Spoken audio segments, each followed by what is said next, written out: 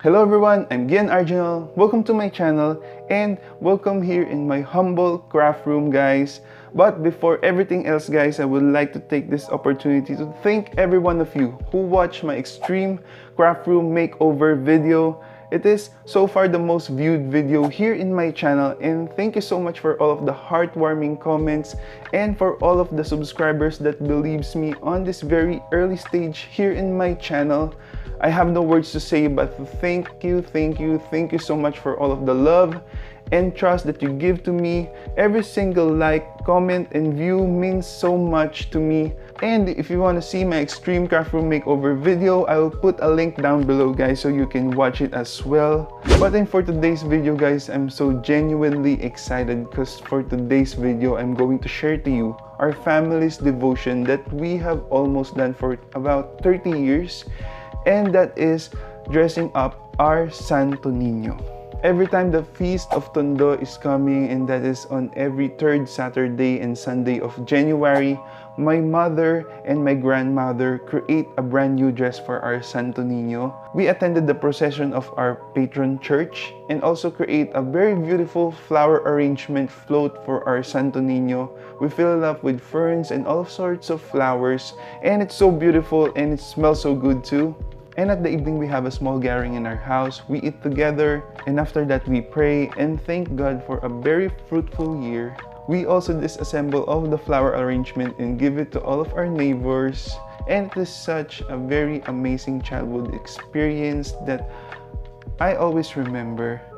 And even though mass gathering is still not allowed here in the Philippines because of the virus, this will not going to stop us from doing our family's devotion. So on this year, I volunteered that I'm going to be the one who's going to sew our Santo Nino's dress.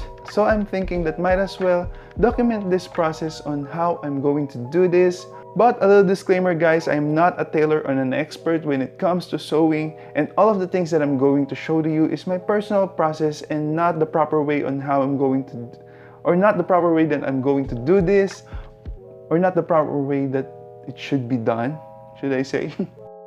I'm literally confused, but overall, guys, hopefully you will get inspired and you get some ideas on how to dress up your Santo Nino. But before we start, guys, please subscribe to my channel for more DIYs and home decors, and follow me on my social media account at GianArginel. So without further ado, guys, let's just jump into our DIY. So this is our Santo Nino statue, guys. Actually, there are different kinds of Santo Nino statue, but I believe the one that we have is what you call the Santo Nino del Mundo. Santo Nino is a Spanish word that means a young saint that symbolizes the young Jesus Christ, and it has been part of our Christian faith way back when it was introduced to us by Spaniards 500 years ago. So it is really embedded into our culture. As you can see, our Santo Nino has a small delicate face, a long curly hair, its body is made up of wood, its face and hands is I believe made up of polished plaster, and it has a doll-like appearance. So to start, I'm just using a measuring tape and measure out our Santo Nino's body to create a pattern for his dress.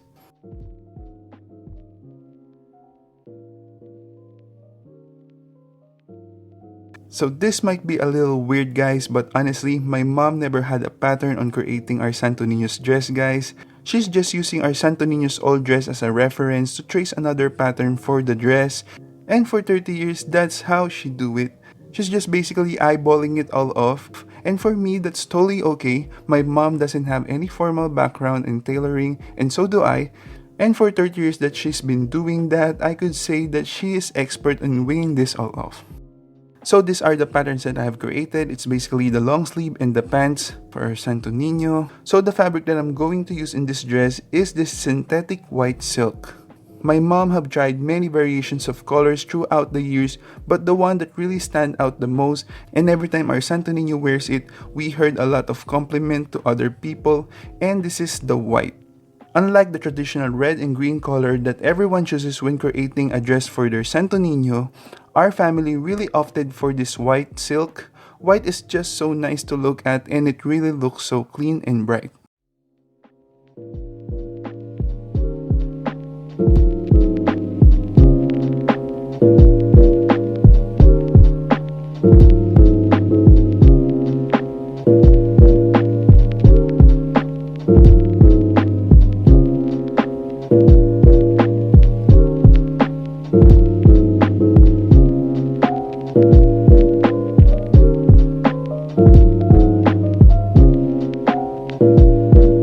So these are what my cut fabrics are looking like. I'm also going to burn all of the edges of our fabric to prevent it from fraying. So what I did first is I'm going to sew the neckline first of our front and back side to close it all the way around. And then I also need to sew the side part and also the shoulder part together to merge the front and back side of our fabric. Next is we need to sew the end part of our sleeve so that it would have a nice crop onto the end. And then after that, next is we need to sew the long part of our sleeves to create the tube. And it should have to be looking like this.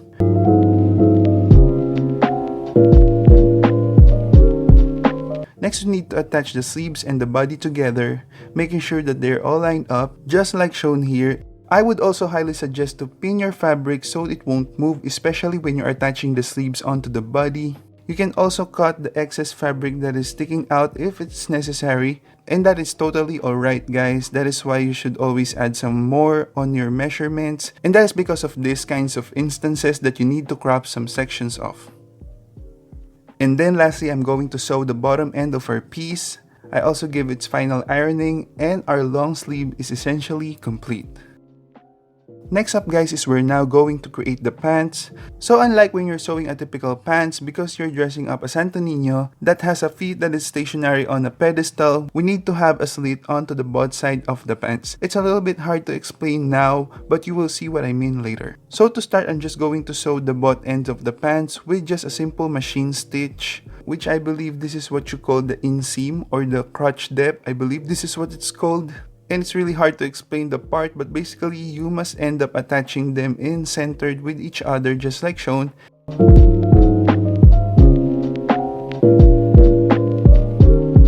So this is what now our piece should be looking like. And as you can see, the both sides of the pants are open. So the next step is you just need to fold basically the waist and stitch it straight. And then just to prevent the sides from fraying, I also going to fold it and stitch it as well.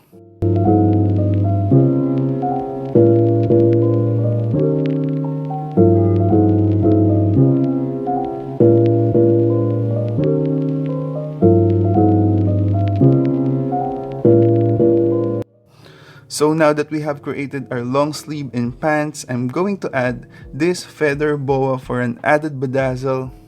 And I'm going to attach it onto the opening of the arms and on the neckline and also onto the opening of the legs.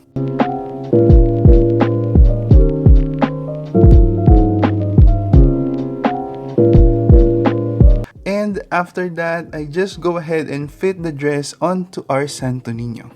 So to attach the long sleeve, I just do a very simple hand stitch onto the back just to hold it in place. And then moving on to the pants, I just simply fit it, gather some sections to make it tight. And I also tie the extra piece of feather to create a belt to hide the seams as well. But we are not done yet because the next step is we're going to create the cape for our Santo Nino. So to create the cape, we're going to need this material guys. This is what you call pelon or pelon. I'm totally butchering it. I don't know how to pronounce. But anyway, I believe pelon is used for making shirts collar to give it some structure and to retain its shape. This pelon that I have is iron on and it's very stiff. And then after that, I also cut out my white silk the same shape of my cape with 1 inch allowance all the way around. And then I'm just going to iron them on medium heat depending on how hot your iron is. A tip that I can share that will really make sure that you won't burn your fabric is by testing it first on a small piece of square pelon and a silk, and then you just need to test it out how hot your iron should be. And personally, I also do this because I don't know how hot should I go. So next step is we're going to be sewing the perimeter of the cape together with the pelon to avoid from fraying.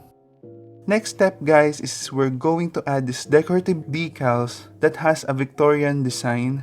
It is made up of silver sequins and metallic strands, and then I just go ahead and arrange it to where I wanted it to be placed, and I just pin it so it won't move as I'm ironing it from behind.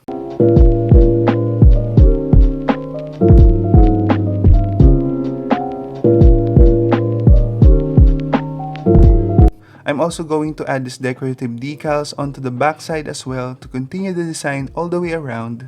After that, I'm also going to add these feathers all the way around our cape so that it would look cohesive to the other piece.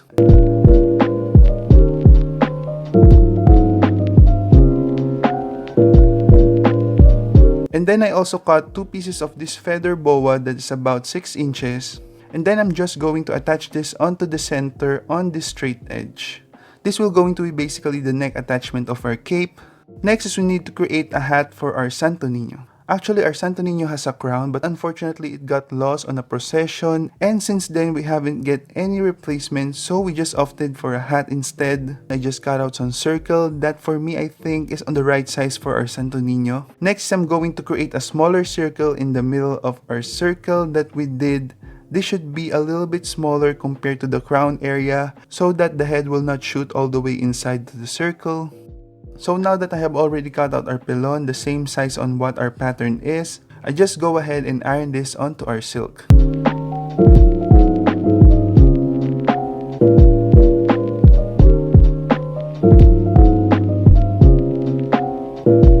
Next step is I'm going to use this Bostik spray-on adhesive. This is suitable for fabric, and I'm going to spray it onto the other side of our pilon because I'm going to be adhering this white silk onto the other side as well.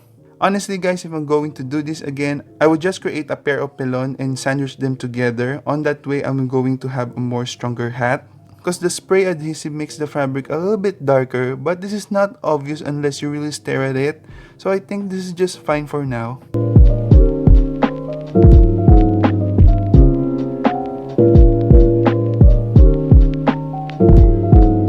Next, I'm going to cut out again the piece of circle onto my silk.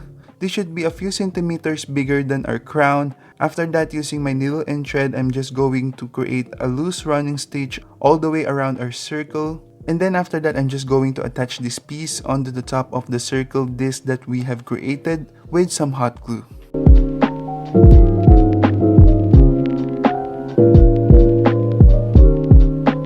I'm also going to add some feathers around the hat. And we are done. Now, this is a last minute thing guys, but as I'm about to throw away this old cape of our Santo Nino, as I'm looking onto the decorative decals that is attached onto the cape, I could say that it's still in a pretty good condition guys. So I decided that I'm going to salvage this sequins patch and I'm going to use it to decorate the inside part of our new cape. So what I did guys is I detached all of the patch sequins onto the old cape just like shown. Unfortunately, this is a little bit challenging because it is actually stitched than supposed to be just ironed on. So I just do my best to remove all of the stitch using my blade. Next, I'm going to apply some craft glue onto the inside part of our cape. I'm going to try regular glue this time. So I just put a generous amount and spread it very well using a brush. And after that, I lay my silk flat onto the lower half because the top half won't be seen anyway, so I just gently press it well and smooth it all out. I let my glue dry for 30 minutes and once it was dry, I cut my fabric flush. And after that, I just went ahead and placed my old sequins onto the cape and arranged it on how I wanted it to be. I just attached it using some hot glue for a seamless look. And we are done. Now that our Santo Nino's dress is complete, I just go ahead and attach them all together and let's see now the final look.